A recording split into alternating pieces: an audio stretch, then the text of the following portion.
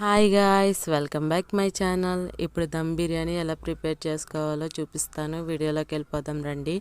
నేను ముందుగా ఒక కప్ రైస్ తీసుకొని దాన్ని వాష్ చేసుకొని కప్పుకి 2 కప్పులు వాటర్ పోసుకున్నాను. చూడండి, వాటర్ పోసుకున్న దాంట్లోని పల్వా ఇంగ్రీడియంట్స్ ఉన్నాయి కదా, ఆ పల్వా ఇంగ్రీడియంట్స్ వేసి స్టవ్ వెలిగించుకొని దానిపైన ఈ రైస్ కుక్కర్ పెట్టేశాక కొంచెం సాల్ట్ వేసుకొని మూత పెట్టేసా. ఎందుకంటే రైస్ చప్పగా ఉండకూడదు కదా. మళ్ళీ పల్వా ఇంగ్రీడియంట్స్ తీసుకొని అలాగే టమాటో, పచ్చిమిర్చి, కొత్తిమీర, పుదీనా, ఆనియన్స్ కట్ చేసి పక్కన పెట్టుకోండి. మళ్ళీ స్టవ్ వెలిగించుకొని కడాయిలో ఆయిల్ పోసుకోండి.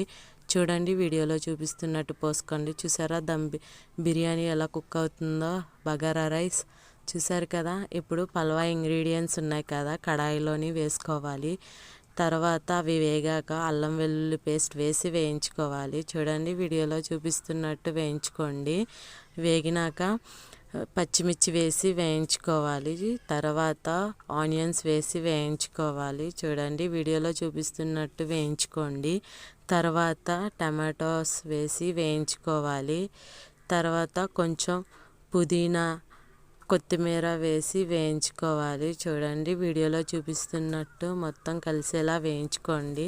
వేగాక కొంచెం పసుపు వేసుకొని కొంచెం సాల్ట్ కూడా వేసుకొని బాగా కలుపుకోండి. చూడండి, వీడియోలో చూపిస్తున్నట్టు కలుపుకోవాలి. ఇప్పుడు తర్వాత కొంచెం చికెన్ మసాలా వేసుకోవాలి. చూడండి, తర్వాత బిర్యానీ మసాలా కూడా యాడ్ చేసుకోవాలి. చూడండి, ఇప్పుడు వేస్తున్నాను బిర్యానీ మసాలా కూడా వేసేసాక బాగా కలుపుకోవాలి. చూడండి, వీడియోలో చూపిస్తున్నట్టు బాగా కలుపుకోండి.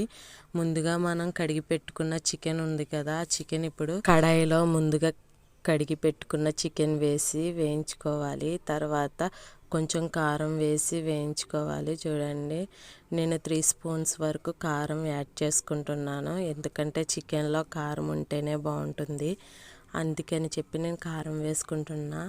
చూసారా, బాగా కలిసేలా మిక్స్ చేసుకోవాలి. బాగా కలిసాక మూత పెట్టుకోవాలి. మూత పెట్టి పక్కనిచ్చాక మధ్య మధ్యలో మూత తీసి ఇలా కలుపుకుంటూ ఉండాలి. చూడండి, ఇప్పుడు చూసారా గ్రేవీ ఎలా వచ్చిందో. చూసారా, ఇప్పుడు కొంచెం చికెన్ తీసి పక్కన పెట్టుకొని మిగిలిన చికెన్లోని ఫ్రైడ్ ఆనియన్స్ వేసుకోవాలి. వేసుకున్న తర్వాత రైస్ కూడా వేసేసుకోవాలి, బగారా రైస్. చూడండి, బగారా రైస్ వేసాక మళ్ళీ ఫ్రైడ్ ఆనియన్స్ వేసి కొంచెం ఈక్వల్గా స్ప్రెడ్ అయ్యేటట్టు ఫ్రైడ్ ఆనియన్స్ వేసాక కొంచెం పుదీనా వేసుకున్నాను. తర్వాత కొంచెం కొత్తిమీర కూడా వేస్తున్నాను. చూడండి, వీడియోలో చూపిస్తున్నట్టు ఈక్వల్గా స్ప్రెడ్ అయ్యేలా చూడండి. మళ్ళీ నేను కొంచెం చికెన్ తీసి పక్కన పెట్టాను కదా గ్రేవీతో, ఆ చికెన్ అనేది పైన వేసేసుకోవాలి. చూడండి, ఇప్పుడు ఆ చికెన్ కూడా ఈక్వల్గా స్ప్రెడ్ అయ్యేటట్టు స్ప్రెడ్ చేసుకోండి. ఆ తర్వాత ఫ్రైడ్ ఆనియన్స్ కొంచెం వేసి పైన అలానే కొత్తిమీర, కొంచెం పుదీనా వేసి మూత పెట్టేసేయాలి.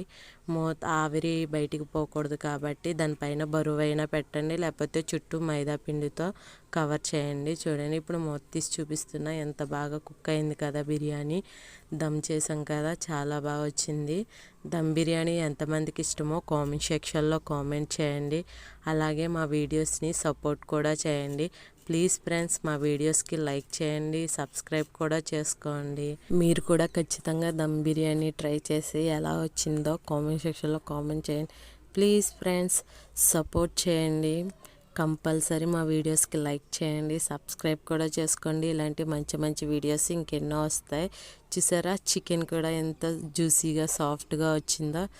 ప్లీజ్ మీరు కూడా ట్రై చేయండి. తప్పకుండా మా వీడియోస్ని లైక్ చేయండి, షేర్ చేయండి, సబ్స్క్రైబ్ కూడా చేసుకోండి ఫ్రెండ్స్.